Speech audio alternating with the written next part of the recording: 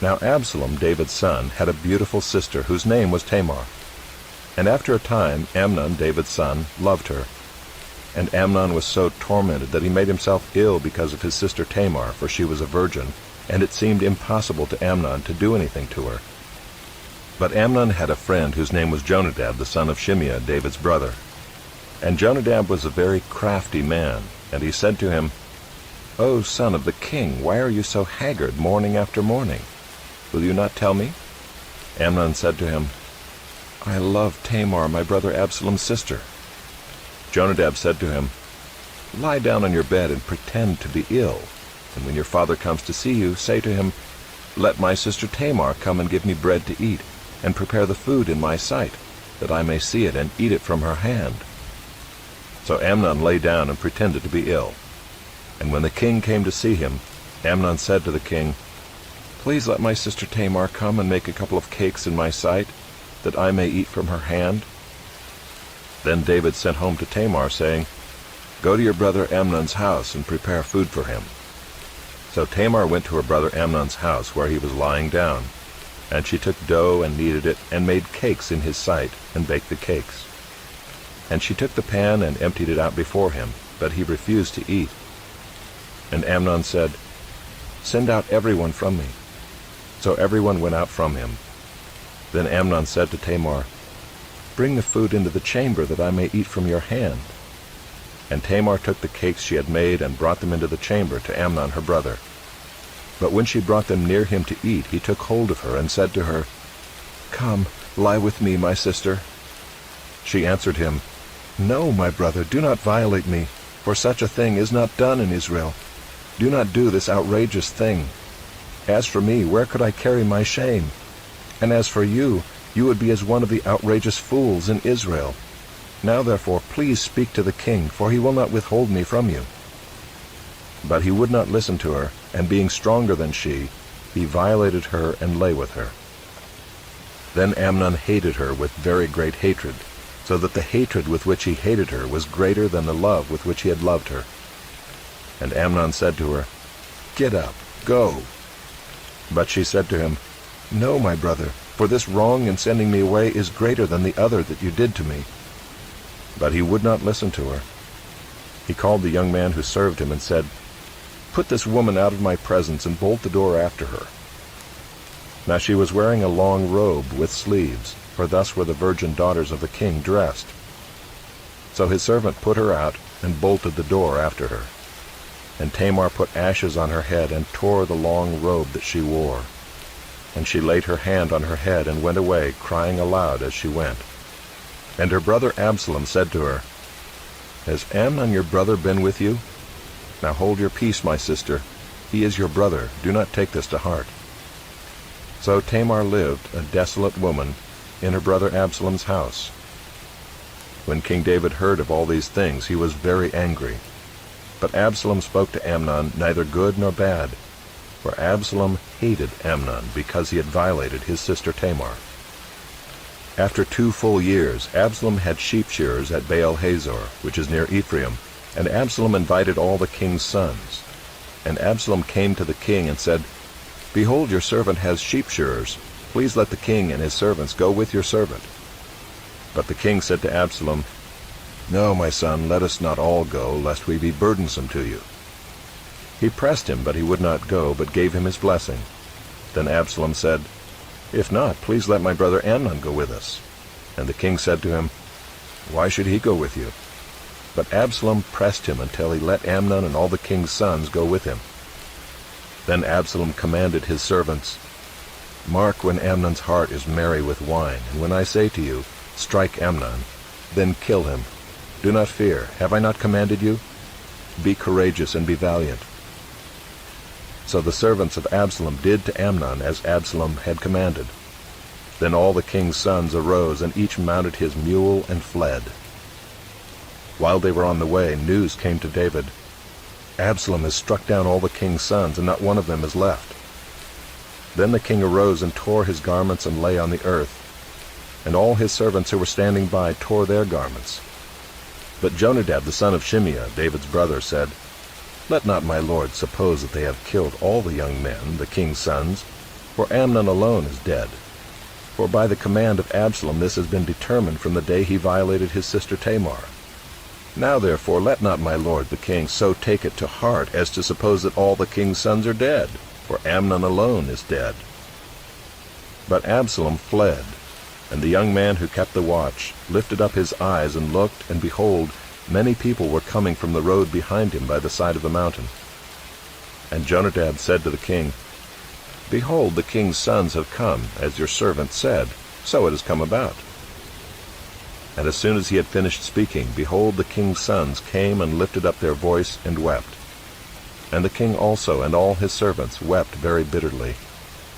But Absalom fled and went to Talmai the son of Ammihud, king of Geshur. And David mourned for his son day after day.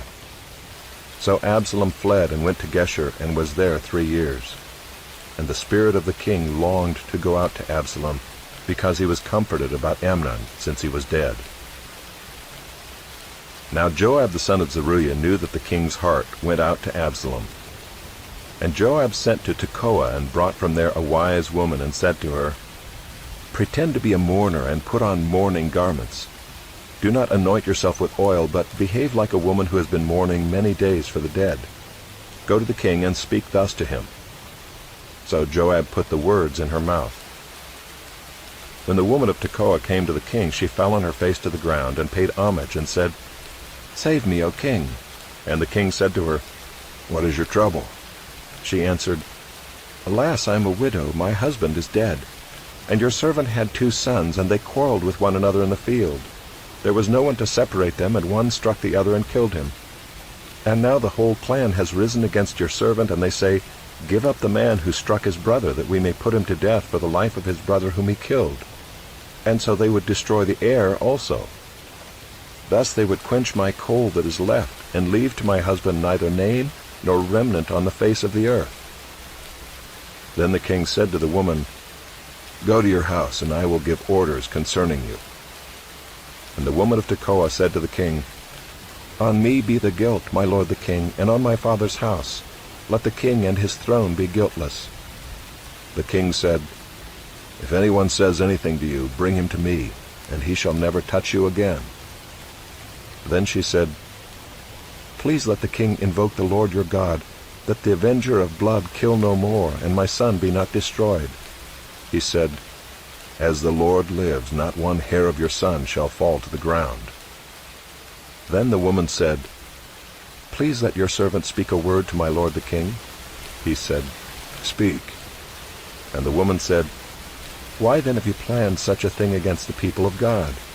For in giving this decision the king convicts himself, inasmuch as the king does not bring his banished one home again. We must all die. We are like water spilled on the ground, which cannot be gathered up again. But God will not take away life, and he devises means so that the banished one will not remain an outcast.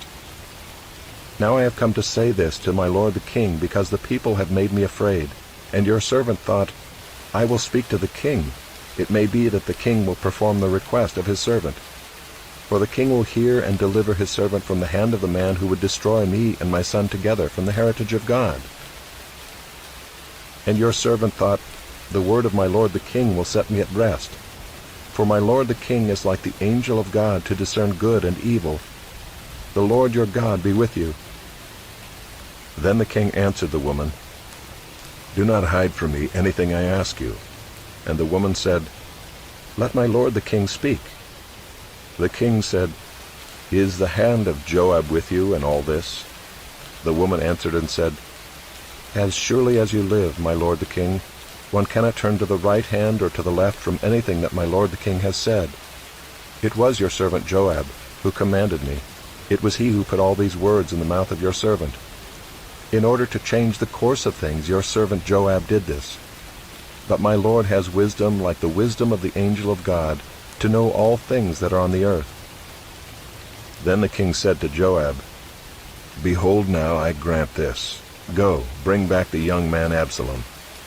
And Joab fell on his face to the ground, and paid homage and blessed the king. And Joab said, "Today your servant knows that I have found favor in your sight, my lord the king, in that the king has granted the request of his servant." So Joab arose and went to Geshur and brought Absalom to Jerusalem. And the king said, "Let him dwell apart in his own house. He is not to come into my presence." So Absalom lived apart in his own house and did not come into the king's presence. Now in all Israel there was no one so much to be praised for his handsome appearance as Absalom. From the sole of his foot to the crown of his head there was no blemish in him. And when he cut the hair of his head, for at the end of every year he used to cut it, when it was heavy on him he cut it, he weighed the hair of his head 200 shekels by the king's weight. There were born to Absalom 3 sons, and 1 daughter whose name was Tamar. She was a beautiful woman. So Absalom lived 2 full years in Jerusalem without coming into the king's presence. Then Absalom sent for Joab to send him to the king, but Joab would not come to him. And he sent a second time, but Joab would not come. Then he said to his servants, "See, Joab's field is next to mine, and he has barley there. Go and set it on fire." So Absalom's servants set the field on fire. Then Joab arose and went to Absalom at his house, and said to him, "Why have your servants set my field on fire?" Absalom answered Joab, "Behold, I sent word to you. Come here, that I may send you to the king, to ask, Why have I come from Geshur? It would be better for me to be there still. Now therefore let me go into the presence of the king, and if there is guilt in me, let him put me to death." Then Joab went to the king and told him, and he summoned Absalom. So he came to the king, and bowed himself on his face to the ground before the king, and the king kissed Absalom. After this Absalom got himself a chariot and horses, and 50 men to run before him. And Absalom used to rise early and stand beside the way of the gate. And when any man had a dispute to come before the king for judgment, Absalom would call to him and say, "From what city are you?"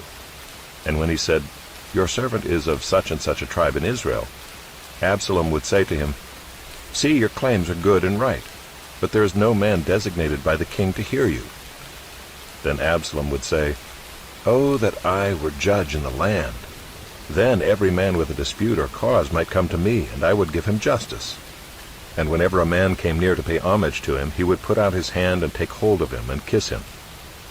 Thus Absalom did to all of Israel who came to the king for judgment. So Absalom stole the hearts of the men of Israel. And at the end of 4 years Absalom said to the king, "Please let me go and pay my vow which I have vowed to the Lord in Hebron. For your servant vowed a vow while I lived at Geshur in Aram, saying, If the Lord will indeed bring me back to Jerusalem, then I will offer worship to the Lord." The king said to him, "Go in peace." So he arose and went to Hebron. But Absalom sent secret messengers throughout all the tribes of Israel, saying, "As soon as you hear the sound of the trumpet, then say, Absalom is king at Hebron." With Absalom went 200 men from Jerusalem who were invited guests, and they went in their innocence and knew nothing. And while Absalom was offering the sacrifices, he sent for Ahithophel the Gilonite, David's counselor, from his city Gilo. And the conspiracy grew strong, and the people with Absalom kept increasing. And a messenger came to David, saying, "The hearts of the men of Israel have gone after Absalom." Then David said to all his servants who were with him at Jerusalem, "Arise and let us flee, or else there will be no escape for us from Absalom. Go quickly, lest he overtake us quickly and bring down ruin on us, and strike the city with the edge of the sword." And the king's servants said to the king, "Behold, your servants are ready to do whatever my lord the king decides." So the king went out, and all his household after him. And the king left 10 concubines to keep the house. And the king went out, and all the people after him, and they halted at the last house. And all his servants passed by him, and all the Kerethites, and all the Pelethites, and all the 600 Gittites who had followed him from Gath, passed on before the king. Then the king said to Ittai the Gittite, "Why do you also go with us? Go back and stay with the king, for you are a foreigner, and also an exile from your home. You came only yesterday, and shall I today make you wander about with us, since I go I know not where? Go back and take your brothers with you, and may the Lord show steadfast love and faithfulness to you." But Ittai answered the king, "As the Lord lives, and as my lord the king lives, Wherever my lord the king shall be, whether for death or for life, there also will your servant be. And David said to Ittai, Go then, pass on. So Ittai the Gittite passed on with all his men, and all the little ones who were with him. And all the land wept aloud as all the people passed by, and the king crossed the brook Kidron, and all the people passed on toward the wilderness. And Abiathar came up, and behold, Zadok came also with all the Levites, bearing the ark of the covenant of God. And they set down the ark of God until the people had all passed out of the city. Then the king said to Zadok, Carry the ark of God back into the city. If I find favor in the eyes of the Lord, he will bring me back and let me see both it and his dwelling place. But if he says, I have no pleasure in you, behold, here I am. Let him do to me what seems good to him. The king also said to Zadok the priest, Are you not a seer? Go back to the city in peace with your 2 sons, Ahimaaz your son and Jonathan the son of Abiathar. See, I will wait at the fords of the wilderness until word comes from you to inform me. So Zadok and Abiathar carried the ark of God back to Jerusalem, and they remained there. But David went up the ascent of the Mount of Olives, weeping as he went, barefoot and with his head covered. And all the people who were with him covered their heads, and they went up, weeping as they went. And it was told David, Ahithophel is among the conspirators with Absalom. And David said, O Lord, please turn the counsel of Ahithophel into foolishness. While David was coming to the summit, where God was worshipped, behold, Hushai the Archite came to meet him with his coat torn and dirt on his head. David said to him, If you go on with me, you will be a burden to me. But if you return to the city and say to Absalom, I will be your servant, O king, as I have been your father's servant in time past, so now I will be your servant. Then you will defeat for me the counsel of Ahithophel. Are not Zadok and Abiathar the priests with you there? So whatever you hear from the king's house, tell it to Zadok and Abiathar the priests. Behold, their 2 sons are with them there, Ahimaaz Zadok's son, and Jonathan Abiathar's son. And by them you shall send to me everything you hear. So Hushai, David's friend, came into the city just as Absalom was entering Jerusalem.